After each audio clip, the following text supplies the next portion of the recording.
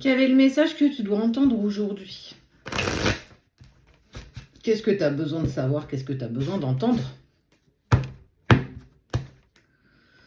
On te parle de la fin d'un cycle. Enfin, alors, soit c'est la fin d'un cycle positif, mais je serais plus sur un cycle négatif. On voit bien qu'il y a la fin de quelque chose qui arrive rapidement.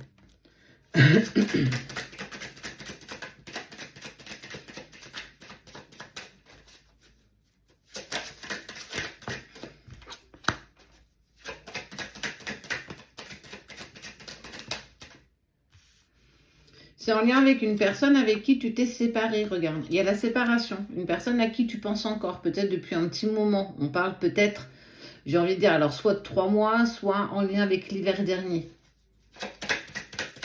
Une personne à qui tu as mis énormément de temps à te défaire. C'est pour ça qu'on te parle de la fin d'un cycle. C'est fini, justement, ces émotions négatives. C'est fini.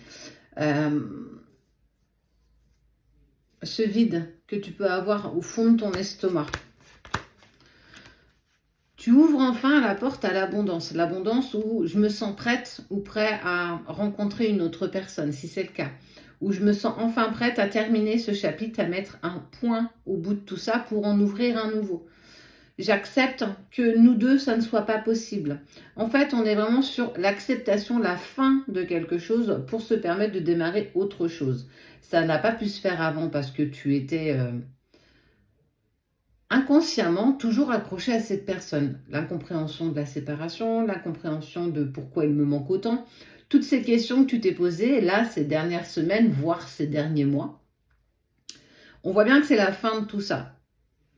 Passer aussi par un moment justement de repos, ça tombe bien. Cet été, profiter du soleil, de ta famille, de tes amis, peut-être même de nouvelles rencontres.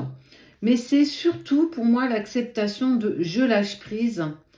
Je n'ai plus de ces nouvelles, ça fait trop longtemps que ça dure, ça fait longtemps que je suis dans le silence, que j'ai beau le contacter ou essayer d'entrer en contact avec physiquement ou pas, mais rien ne prend, il reste dans sa vie, dans sa bulle. Ben en fait, c'est aussi l'acceptation de je lâche prise face à notre relation, face à ce qu'on a vécu. Et j'accepte enfin que nous, ça ne puisse peut-être et sans doute pas être possible. Là, on est sur de la résilience. Vraiment.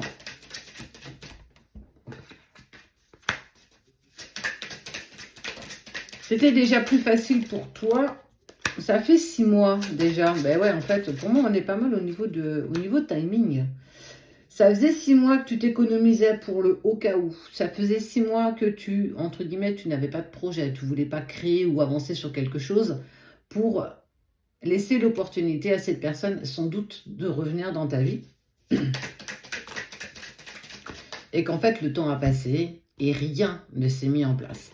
Donc, s'offre à toi le changement. Changement, déménagement, nouvelle coupe de cheveux, j'ai envie de dire, mais d'un truc peut-être bateau, mais qui clairement te permet d'avancer dans cette transition. Accepter que toi et moi, bah, ça n'est plus possible.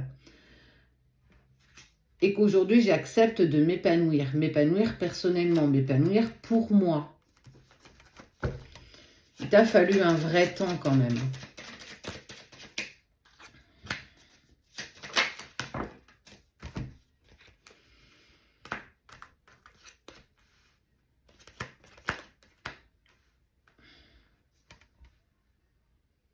C'est quand même dingue parce que tu te rends compte qu'à partir du moment où tu lâches prise, à partir du moment où tu acceptes cette séparation, même si ça fait longtemps qu'elle a été posée, qu'elle a été instaurée, ding dong, salut, c'est moi, je viens prendre de tes nouvelles, je viens savoir comment tu vas. En fait, c'est un truc de fou.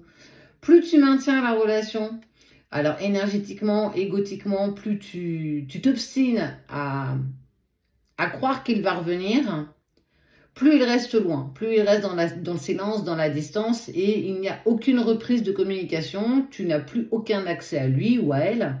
Et au moment, et on voit bien, au moment où j'abandonne, je laisse tomber,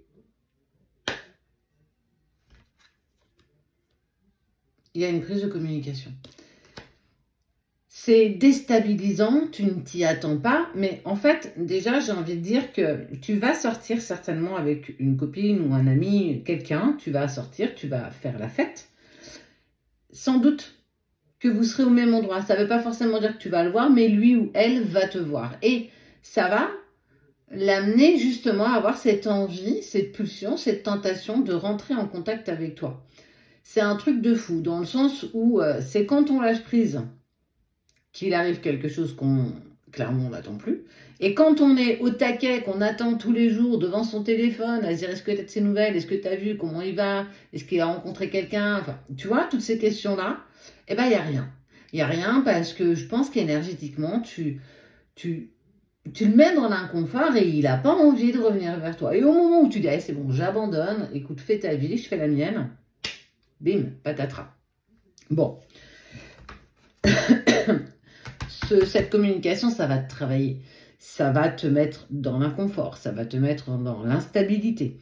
Tu vas certainement en parler à cet ami. Ouais, tu te souviens, l'autre soir, quand on est sorti, bah, apparemment, il m'a vu, moi, je ne l'ai pas vu. Bah, du coup, il m'a recontacté. Qu'est-ce que je fais? Je fais quoi? Je fais comme lui, je lui lâche en vue ou bah, je réponds?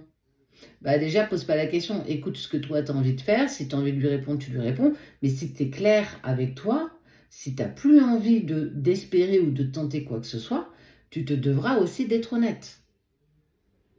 Tu vois comment tu vas devoir faire ton distinguo entre l'envie de repartir dans ce côté nostalgique, mais vous avez grandi, vous avez changé, vous êtes peut-être sans doute plus les mêmes personnes. Est-ce que justement c'est parce qu'il t'a vu qu'il a envie de te recontacter, mais qu'est-ce qu'il veut avec toi? Il veut juste enfiler des perles ou il veut reprendre quelque chose, ou du moins une communication saine? Tu vois, il va falloir aussi que tu jauges en fonction de vos échanges que vous allez avoir. Écoute ce que tu as envie, toi. Si tu as peur, n'y va pas. Mais en tout cas, on est vraiment sur le truc que tu vois pas venir.